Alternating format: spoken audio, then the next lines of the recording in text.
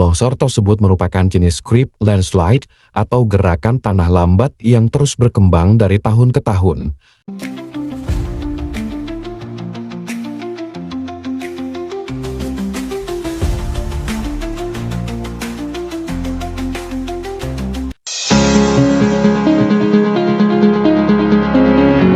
Wakil Gubernur Aceh Fadrullah mendampingi Menteri Dalam Negeri Republik Indonesia menghadiri apel pemulangan personel Satuan Tugas Percepatan Aktivasi Pemerintahan dan Pelayanan Publik Kementerian Dalam Negeri Gelombang 1 yang berlangsung pada Selasa 3 Februari 2026 di Komplek Perkantoran Pemerintah Kabupaten Aceh Tamiang. Apel tersebut menandai berakhirnya masa tugas Satgas Kemendagri Gelombang 1 yang telah bertugas sejak 3 Januari hingga 3 Februari 2026 dalam membantu percepatan pemulihan pemerintahan dan pelayanan publik pasca bencana banjir di Kabupaten Aceh Tamiang.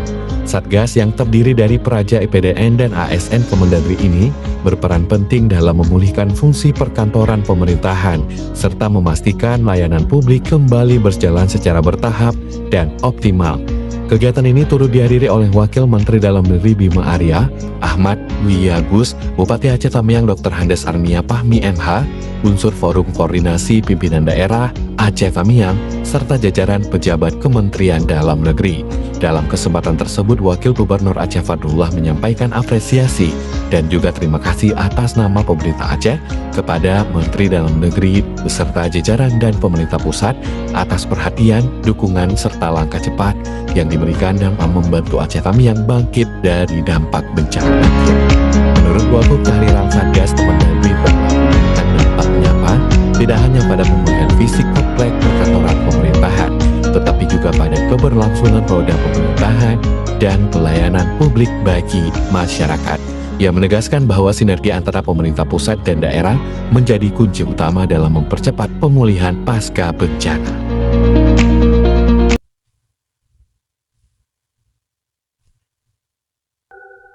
Dinas Energi dan Sumber Daya Mineral Aceh mencatat fenomena pergerakan tanah di Kecamatan Ketol, Kabupaten Aceh Tengah terus meluas. Saat ini luas area longsor sudah melebihi 30.000 meter persegi, bertambah sekitar 10.000 meter persegi dibanding 2021 lalu. Kepala Bidang Geologi dan Air Tanah Dinas ESDM Aceh Ikhlas pada Selasa 3 Februari menyebut, longsor tersebut merupakan jenis creep landslide atau gerakan tanah lambat yang terus berkembang dari tahun ke tahun. Dalam jangka pendek, Dinas ESDM merekomendasikan mitigasi struktural dan non-struktural, seperti penanaman vegetasi berakar dalam pada tebing longsor, pembangunan turap, pengelolaan drainase, serta pembatasan aktivitas di zona longsor, di samping juga mengedukasi masyarakat untuk mengenali tanda-tanda awal longsor. Pemerintah telah mengambil langkah darurat dengan memindahkan jalur jalan alternatif yang terdampak langsung longsoran. Sejumlah infrastruktur lain seperti saluran air dan tower Sutek PLN juga telah diamankan. Namun Ikhlas menegaskan bahwa relokasi permukiman tidak bisa dilakukan secara tergesa-gesa sebab hampir seluruh wilayah Ketol memiliki karakter material yang relatif sama sehingga pemindahan infrastruktur dapat berisiko bila tidak direncanakan matang.